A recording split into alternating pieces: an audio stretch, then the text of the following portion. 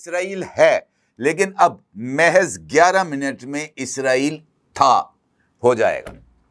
صفحہ ہستی سے مٹ جائے گا اسرائیل، لیکن اس کے لیے اب محض حکم الہی کا انتظار باقی ہے، کیونکہ پاکستان اور سعودی عرب کے درمیان ہونے والی اس ڈیفنس ڈیل کے بعد جو اسرائیل سے محض 11 منٹ کی مسافت یعنی فضائی مسافت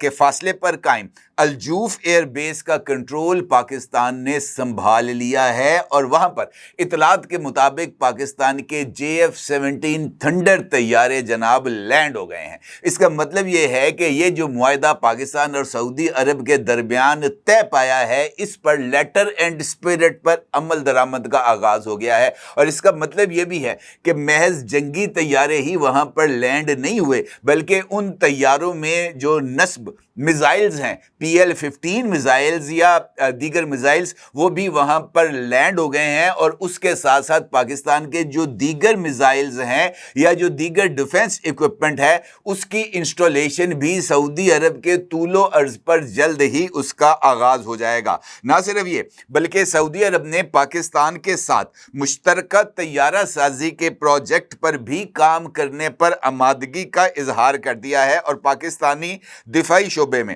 طیارہ سازی کے حوالے سے جاری پروگرام جس کا نام پروجیکٹ عزم ہے اس کو بھی مشترکہ طور پر آگے بڑھانے پر آمادگی کا اظہار کر دیا ہے۔ اب اس تازہ ترین ڈیولپمنٹ اس وجہ سے بھی اہمیت کی حامل ہے کہ سعودی عرب کی متعدد ایئر بیسز کو امریکہ کو استعمال کرنے کی مشروط اجازت دی گئی ہے، لیکن ان ایئر بیسز کا مکمل کنٹرول سعودی رائل فورسز کے پاس ہے۔ صرف الجوف ایئر بیس ہی وہ واحد ایئر بیس ہے جس پر امریکہ کی موجودگی نہیں ہے، تو اس کا مطلب یہ ہے کہ اس ایئر بیس کا انتخاب یا اس ایئر بیس کو پاکستان کے سپرد کرنے کا جو فیصلہ ہے وہ نہ صرف بہت زیادہ سوچ سمجھ کر کیا گیا ہے، بلکہ اس بات کو مد نظر رکھ کر بھی کیا گیا ہے کہ اس ایئر بیس پر امریکہ کے اثرات جو ہیں وہ موجود نہ ہوں، اور اسی وجہ سے الجوف ایئر بیس کا انتخاب کیا گیا ہے۔ اس کے ساتھ ساتھ اسرائیل کے خلاف صف بندی بھی جاری ہے۔ کیسے؟ یہ ایک بڑا ہی امپورٹنٹ سوال ہے۔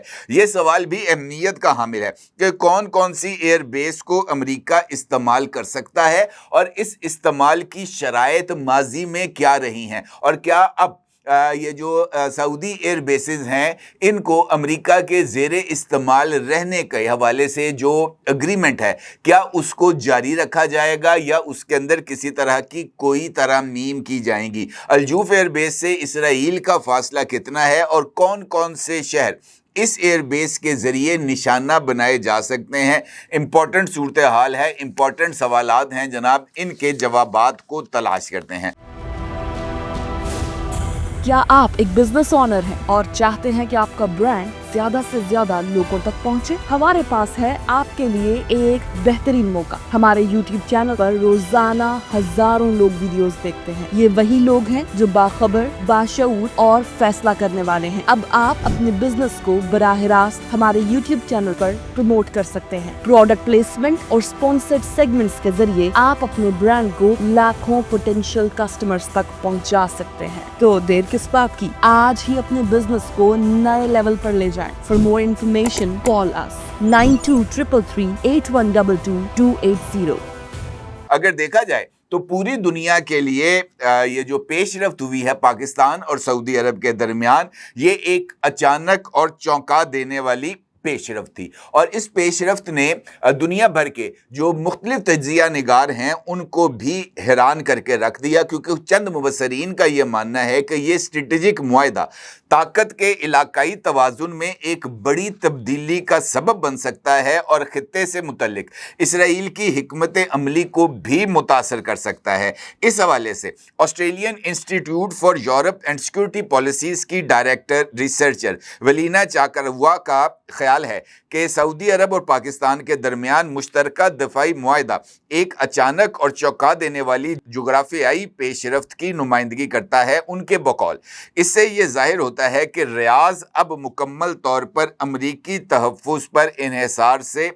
मुतमईन नहीं है। उनका ये भी कहना है कि इस मुआहदे के साथ मशरिक़ वस्ता और जनूबी एशिया एक नई जोग्राफियाई सियासी हकीकत में दाखिल हो रहे हैं। इसी तरह BBC से इंटरव्यू में सऊदी सियासी मुहक्कक मुबारक अल अतीद का कहना था कि ये मुआहदा हैरान कुन नहीं। सऊदी अरब और पाकिस्तान 80 बरस से एक दूसरे के साथ ताउन कर रहे हैं और ये सबको मालूम है। अलबत्ता इस मुआहदे का ख़ास पहलू ये है कि ये ऐसे वक्त में हुआ जब खित्ता और आलमी बरादरी इंतहाई पेचीदा सियासी सूरत हाल से गुजर रही है। और चूंकि इस मुआहदे के तहत जो दिफाई इक्विपमेंट पाकिस्तान के पास मौजूद है उसको इस्तेमाल करने का हक सऊदी अरब के पास भी मौजूद है, लिहाजा इस हवाले से पाकिस्तान की एटमी सलाहियत के इशू को लेकर बहुत सारे सवालात भी पैदा हो रहे हैं और इन सवालात का मुख्तलिफ तरीके से जवाब देने की कोशिश भी की जा रही है। क्योंकि अगर पाकिस्तान के पास एटमी सलाहियत मौजूद है, जो कि है, और पाकिस्तान को अगर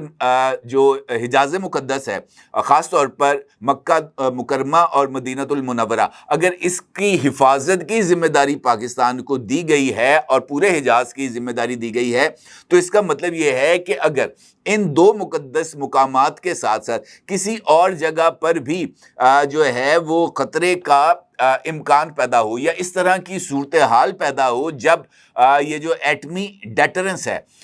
इसको शो करने की नौबत आए, तो फिर इसको शो भी किया जाएगा। मेरा नहीं ख्याल कि इस हवाले से किसी तरह का कोई इबाम है, लेकिन चूँकि मुख्तलिफ जो इंटरनेशनल ऑर्गेनाइजेशंस हैं और कुछ इंटरनेशनल कन्वेंशंस हैं, उसके तहत पाकिस्तान का ये मानना है कि उसकी जो एटमी डेटरेंस है वो इंडिया के ख़िलाफ़ उसने बनाई है और इस डेटरेंस को वो इंडिया के ख़िलाफ़ सेकंड स्ट्राइक के तौर पर ही इस्तेमाल करेगा। लेकिन चूँकि अब जो नई तस्वीराती तब्दीलियाँ आ चुकी हैं और पाकिस्तान को सऊदी अरब की सूरत में एक स्ट्रेटेजिक डेप्थ भी हासिल हो गई है, तो मुझे नहीं लगता कि पाकिस्तान के इस हवाले से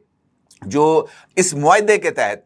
जो चीज़ों को तय किया गया है उससे किसी तरह का कोई इन्हिराफ मुमकिन हो पाएगा।